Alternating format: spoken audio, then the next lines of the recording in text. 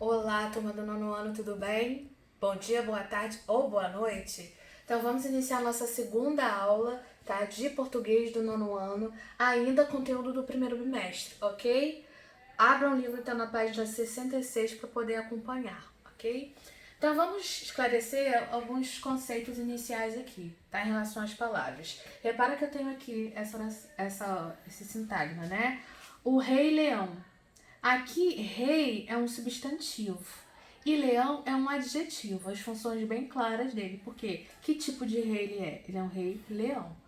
Aqui eu tenho a inversão, né? Eu tenho o leão, rei. Elas trocam de função. Então, leão, que antes era um adjetivo, agora é um substantivo. O leão, rei. Rei, que antes era substantivo, agora é um adjetivo. Então, o que eu quero mostrar para vocês com esse exemplo aqui é que as palavras, dependendo do contexto, elas vão trocar tanto de classe gramatical quanto de função, ok?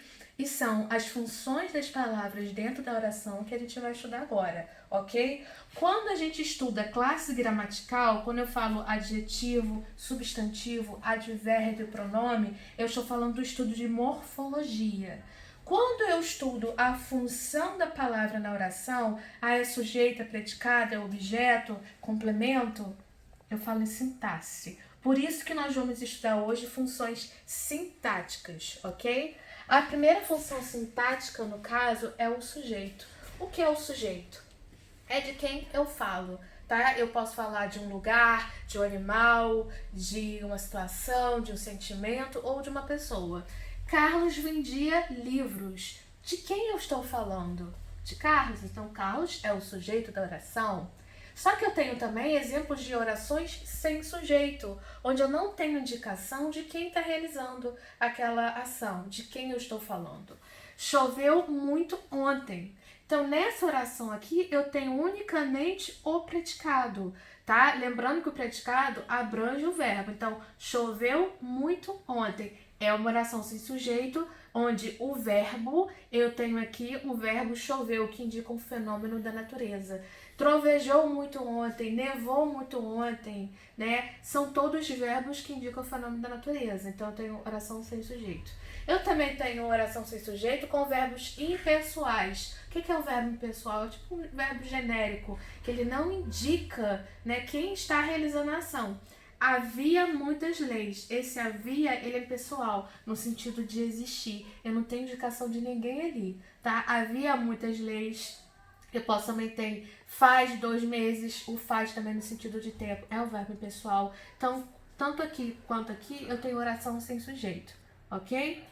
Agora vamos estudar o predicativo. Não confundam predicado com predicativo. Antes de ver o predicado, nós vamos ver o predicativo. O que é o predicativo? Nada mais é do que uma característica, uma qualidade que eu dou ao sujeito, tá? Mas ele pode ser de 2 tipos. Eu tenho o predicativo do sujeito, de quem eu estou falando, ou eu tenho o predicativo do objeto. O objeto é o complemento do verbo. Vamos ver um exemplo. Aqui eu tenho: a mãe dela era atriz. Quem é o sujeito? De quem eu estou falando? A mãe. Então, a mãe é o sujeito, ok? Então, qual é a qualidade, o atributo, a qualificação que eu estou dando para essa mãe? Ela era arquiteta? Ela era vendedora de móveis? Não, ela era atriz. Então, esse atriz está qualificando a mãe. Então, eu chamo de predicativo do sujeito, que é uma qualidade do sujeito. Mas para ser, eu também tenho que observar aqui o verbo, que eu tenho o verbo de ligação, tá? Esse era aqui só está juntando a qualificação, predicativo, com o sujeito.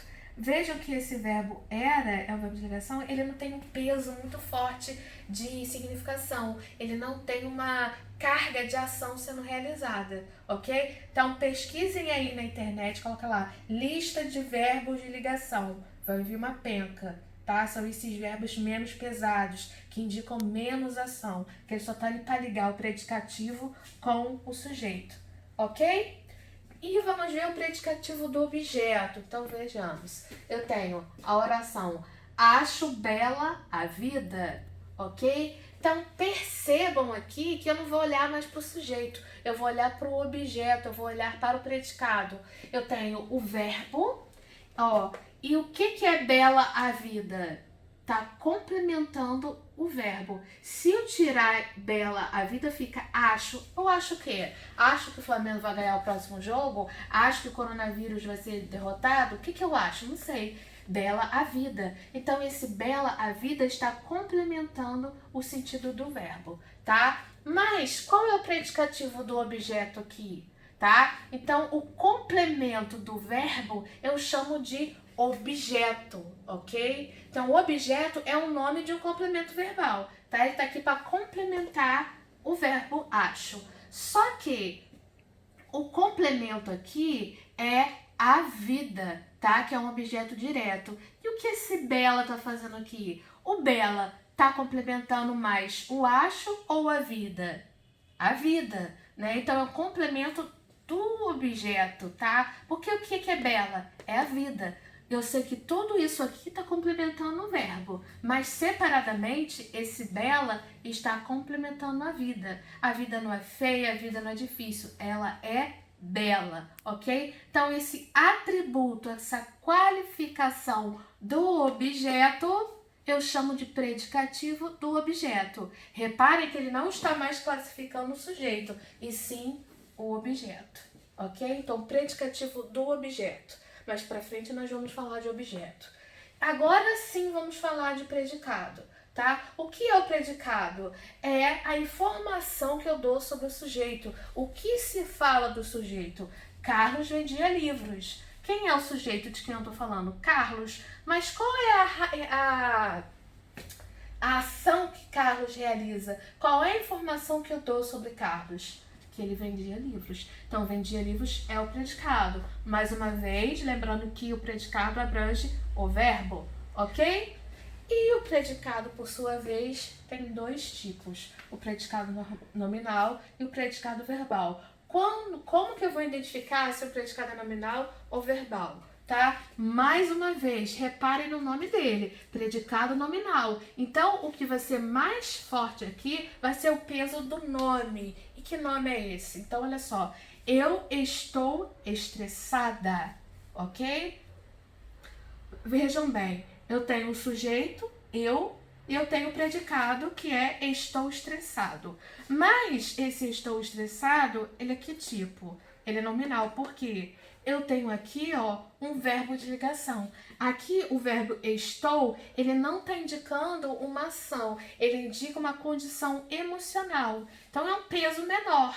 Ele aqui está ligando. É o mesmo caso aqui do predicativo. O verbo aqui de ligação só está servindo de cola para ligar o sujeito com a qualidade do sujeito, que é estressado. Quem é que é estressado?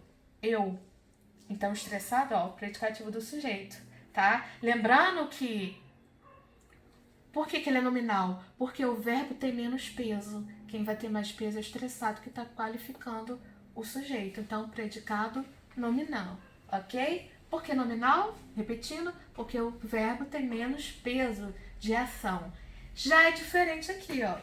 Aqui eu tenho o mesmo verbo, mas ele é predicado verbal, porque é o contrário desse. Aqui o verbo de ligação, ele é fraquinho, né? Aqui o verbo estou, que é o mesmo verbo, ele está indicando uma ação.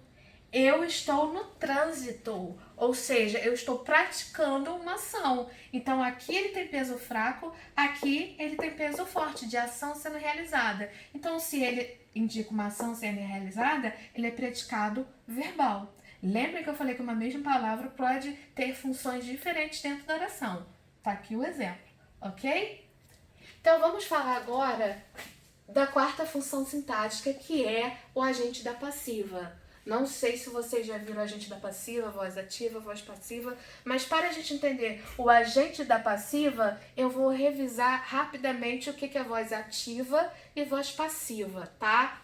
A voz ativa, eu tenho um sujeito agente, é o sujeito que realiza a ação. O gorila comeu a banana. Quem comeu a banana? O gorila, o próprio sujeito está realizando a ação. Na voz passiva, o sujeito, ele é paciente, ou seja, ele recebe a ação, ele não realiza a ação. A banana foi comida pelo gorila. Ou seja, aqui, ó, eu tenho o sujeito e eu tenho ele recebendo essa ação, ok?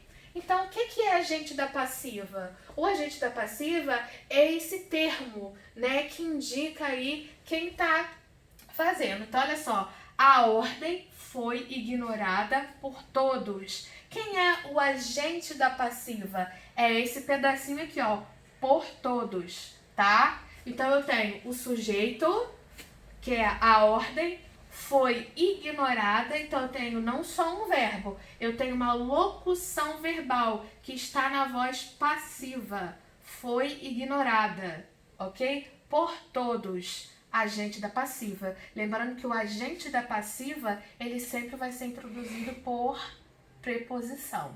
Vamos ver um outro exemplo? A cidade estava cercada de inimigos. Quem é o sujeito? A cidade. Estava cercada. Locução verbal, eu tenho dois verbos na voz passiva. Estava cercada. E o agente da passiva é de inimigos. Olha aqui, ó. Preposição, tá? De inimigos. Então, o agente da passiva vai ser esse pedacinho com preposição que vai vir no final da oração, ok? Tem uma estrutura, o agente da passiva, que é até mais fácil da gente identificar a forma, porque ele sempre vai aparecer assim, na maioria das vezes, no casos mais triviais, tá? Então, 5, objeto direto. O objeto direto e o objeto indireto nada mais são que complementos do verbo. Complementos que têm um nome específico. O que é o objeto direto?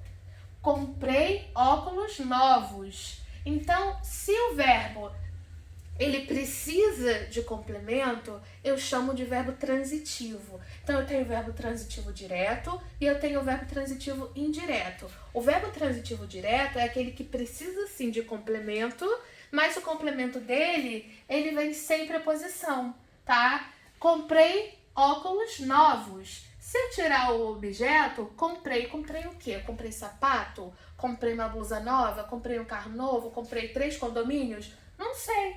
Então, esse comprei, ele fica pedindo alguma coisa. E ele pede o quê? O complemento. Por que é direto? Porque entre o verbo e o complemento eu não tenho nada aqui, ó.